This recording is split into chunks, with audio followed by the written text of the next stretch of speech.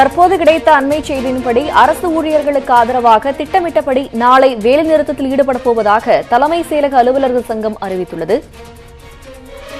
வேலைநிறுத்தம் நடத்துவது குறித்த ஆலோசனைக்கு பிறகு இந்த முடிவு எடுக்கப்பட்டுள்ளது.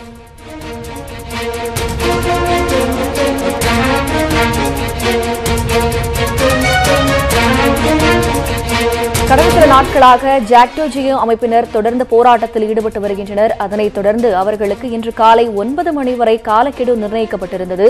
தொடர்ந்து அவர்கள் போராட்டத்தில் ஈடுபட்டால் அவர்களுடைய பணியிடங்கள் காலி பணியிடங்களாக அறிவிக்கப்படும் என்றும் தெரிவிக்கப்பட்டிருந்தது. தொடர்ந்து அவர்கள் தொலைதூரத்திற்கு மாற்றப்படுவார்கள் என்றும் அவர்களுக்கு எச்சரிக்கை விடுக்கப்பட்டிருந்தது. தொடர்ந்து அவர்களுக்கு இப்பொழுது தலைமை செயலக அலுவலர் சங்கம் ஆதரவாக அவர்களுடன் போராட்டத்தில் ஈடுபட போவதாக அறிவித்துள்ளது.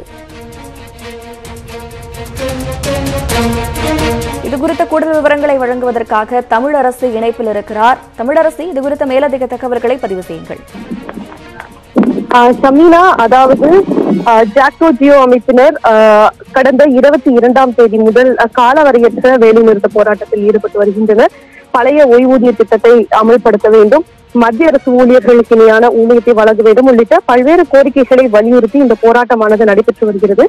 இந்த சூழலில் தலைமை செயலக சங்கம், அரசு தலைமை செயலக சங்கம் என்பது நாளைய தினம் ஒரு நாள் அடையாள வேலைநிறுத்த போராட்டத்தை அறிவித்திருந்தனர்.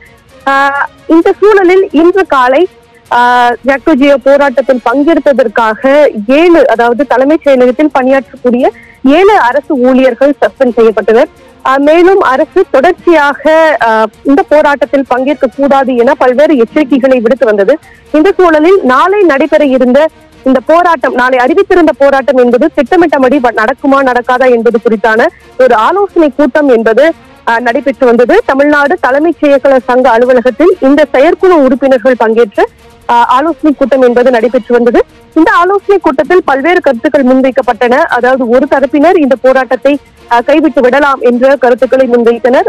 மற்றொரு தரப்பினர் அரசு ஊழியர்களுக்கு ஆதரவாக அங்கீகரிக்கப்பட்ட சங்கங்கள் ஆகிய சங்கங்கள் கட்டாயமாக ஆதரவு தெரிவித்து இந்த போராட்டத்தில் பங்கெடுக்க வேண்டும் என தங்களுடைய கருத்துக்களை வெளிப்படுத்தினர். இந்த சூழலில் பெரும்பான்மையானவர்கள் அந்த போராட்டத்தில் பங்கெடுக்க வேண்டும் என்ற கருத்தை முன்வைத்ததன் காரணமாக நாளை நடைபெற இருந்த இந்த போராட்டம் என்பது திட்டமிட்டபடி நடக்கும் என தற்போது தெரிவித்திருக்கின்றனர்.